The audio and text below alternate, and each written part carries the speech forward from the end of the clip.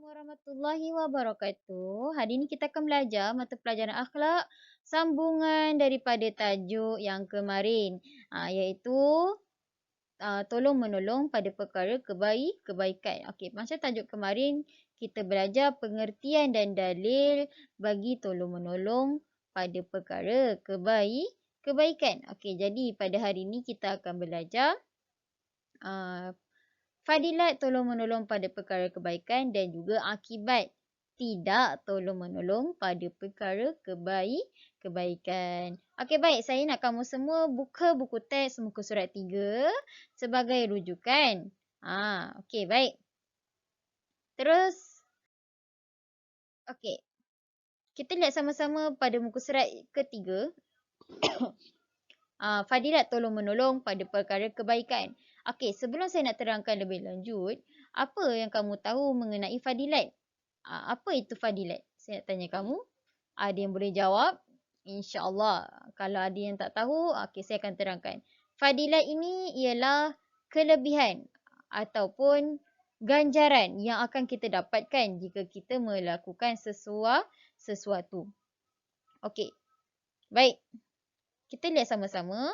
Fadilat tolong-menolong pada perkara kebaikan ada 4.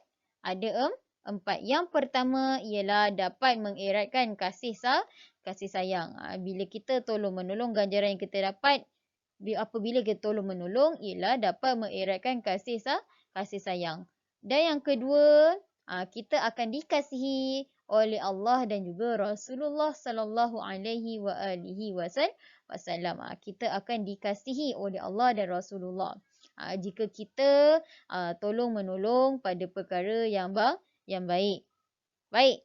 Seterusnya, ganjaran yang akan kita dapatkan juga jika kita ringan tulang. Jika kita ringan tulang, suka membantu, pekerjaan yang berat dapat menjadi ringan. Pekerjaan yang berat menjadi ringan.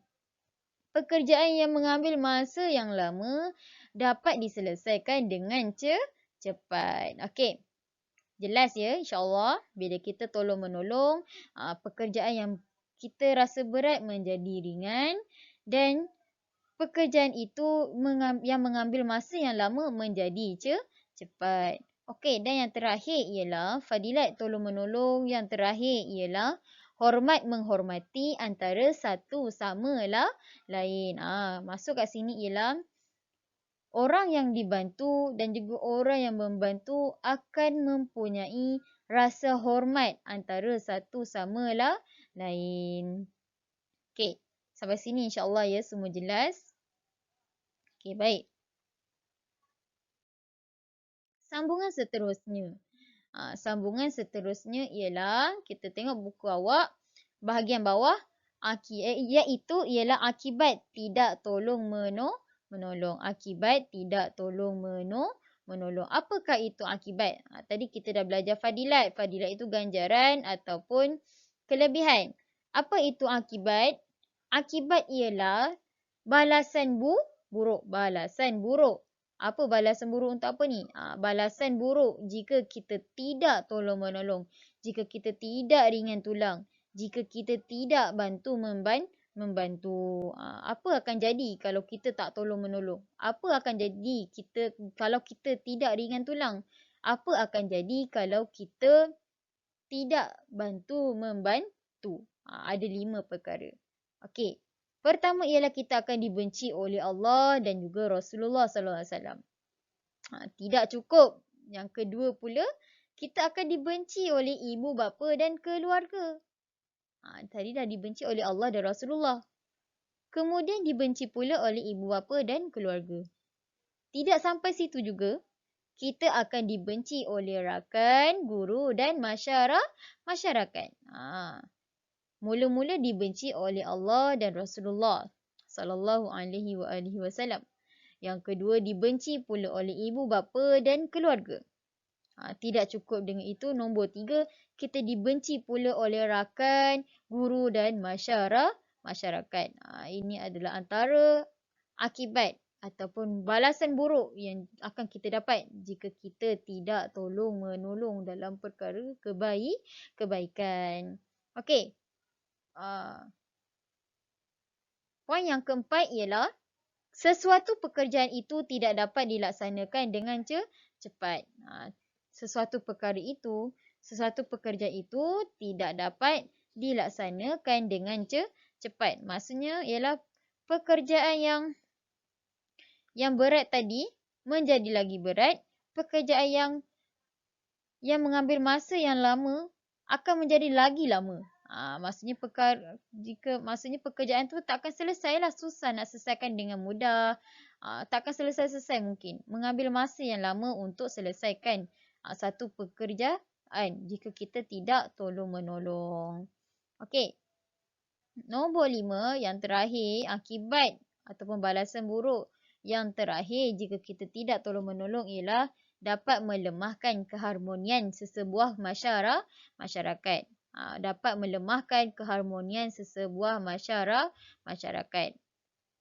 Contohnya, kita boleh lihat waktu pandemik sekarang ni. Bila kita membantu orang yang susah akan dapat apa? Akan mendapat sesuatu rezeki yang tak terhingga kan. Akan mendapat kesenangan lah bila kita tolong. Dia tak rasa susah, dia tak lapar. Akan menguatkan keharmonian. Tapi kalau kita tak tolong, apa akan berlaku? Dia dapat melemahkan keharmonian sesebuah masyarakat.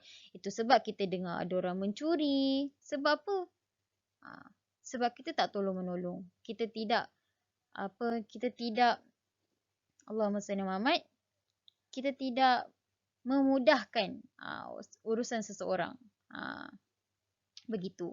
Itu sebab nama dia. Itu sebab bila kita tidak tolong-menolong, kita akan menyebabkan keharmonian sesemua masyarakat itu akan menjadi lemah. Okey, sampai sini insyaAllah semua faham? Jelas? Okey, baik. Nasihat saya, tolong-menolong pada perkara kebaikan ini, kita perlu terapkan dalam kehidupan kita. Nampak orang susah, kita tolong. Tolong sekadar mana yang kita mampu. Jika kita boleh buat lebih daripada itu, silakan. Tapi kalau kita setakat boleh buat sekadar yang kita mampu, hanya bagi duit 50 sen, nampak orang minta sedekah, bagi 50 sen, itu je kita ada. Boleh bagi? Boleh, silakan. Okey, baik. Terapkan dalam diri kita untuk suka membantu. Tak kisah. Walaupun ahli keluarga sendiri, walaupun kawan-kawan, walaupun dengan binatang, walaupun dengan tumbuhan. Okey, baik. Itu sahaja daripada saya. Pada hari ini, insyaAllah saya harap semua dapat mengikuti video ini. InsyaAllah. Okey, baik. Assalamualaikum warahmatullahi wabarakatuh.